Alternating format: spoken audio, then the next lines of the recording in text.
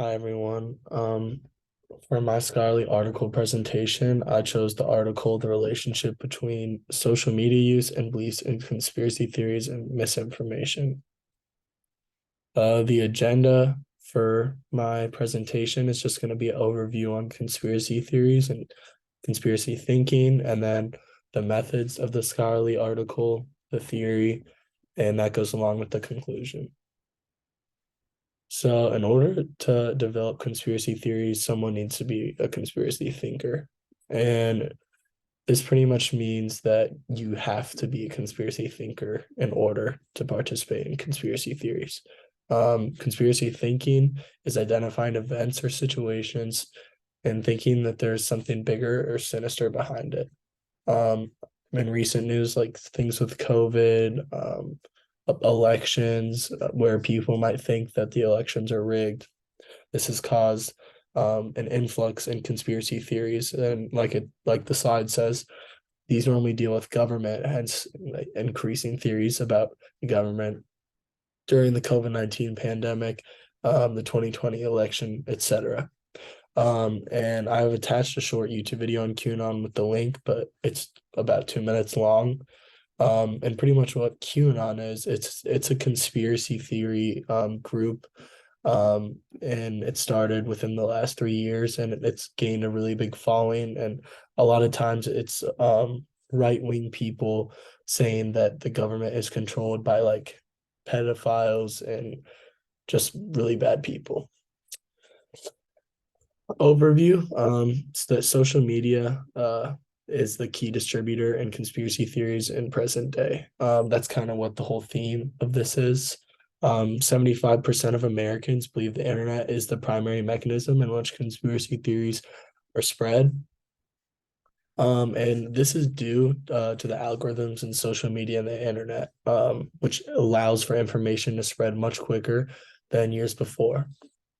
Um, so my question, can pause it quickly, is does someone have to be a conspiracy thinker in order to be involved, or can people be drawn in by the social media, but drawn in by the social media and internet? Sorry. Can people be drawn in by the social media and internet into the world of conspiracy? Okay, so methods of the scholarly article. So the study one, it focused on the frequency of social media use and belief in conspiracy theories. Um, it took answers from 2023 respondents, and they were given 15 conspiracy theories in which they said that either they would believe in them or they don't. And the mean for each respondent was 5 beliefs. Next, they were asked what news medium they use, and there was national television, local television, radio, newspaper, internet news websites, and then social media websites. And a lot of these were pretty even, besides radio and newspaper, but it shows that social media usage is where people get a lot of their news. And then finally, they were asked 4 statements, to which they had 4 answers, ranging from strongly agree to strongly disagree. And these questions were varied upon either conspiracy theories or whether they use these social media mediums in order to find their information. Study two. The second study focused on COVID-19 and misinformation. This one had 1,040 respondents, and this one I found really interesting because in the past 3 to 4 years, COVID-19 has been a very big thing. And so these respondents were given 5 non-COVID-19 conspiracy theories, 6 COVID-19 conspiracy beliefs, and 4 COVID-19 misinformation beliefs. 50% of the respondents reported no beliefs in COVID-19 conspiracy theories or misinformation. 34% of respondents reported at least one belief in COVID-19 misinformation, which generally involved harmful self-medication practices.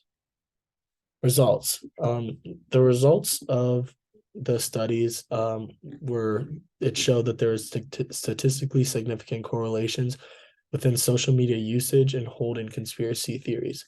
However, the strength of the correlation varied across what type of platform someone would use, with Facebook having the least strong correlation and Reddit and Twitter having the strongest. Study two, the results were consistent with study one. For conspiracy theories that do and do not involve COVID-19, there is a greater mean for social media users than any other medium. Um, there is a significant difference in the other mediums, like besides radio and newspaper, but that's because they're much smaller data because less people consume these.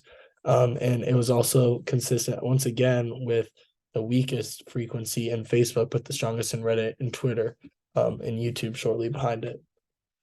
In this slide, I've attached pretty much visuals for what I just said. On the left is from study one, and that shows with Reddit, Twitter, and Instagram in front. And the QAnon thermometer is which one is likely to hold QAnon beliefs or QAnon members.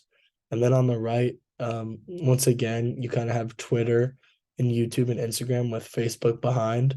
And these also were consistent, showing that these were more likely to hold COVID or non-COVID conspiracy beliefs and misinformation. So the theory for the scholarly article, the author is trying to communicate is that the theory that a higher frequency of social media usage while having pre-existing conspiratorial ideas, it leads to a gateway and increase in having conspiracy theories presented to you on social media, as well as holding these conspiracy theories as beliefs. The data from the scholarly article proves this theory true. Thank you.